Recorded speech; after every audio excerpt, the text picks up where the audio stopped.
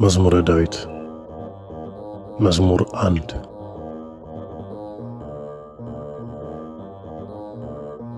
ምስጉን ነው በዝንጉዎች ምክር ያልሄደ፣ በኃጢአተኞችም መንገድ ያልቆመ፣ በዋዘኞችም ወንበር ያልተቀመጠ ሰው። የእግዚአብሔር ሕግ ብቻ ፍቃዱ የሆነ፣ ሕጉንም በቀንና በሌሊት የሚያስብ፣ እርሱም በውሃ ፈሳሾች ዳር እንደተከለች ፍሬዋን በየጊዜው እንደምትሰጥ ቅጠሏም እንደማይረግፍ ዛፍ ይሆናል። የሚሰራውም ሁሉ ይከናወንለታል።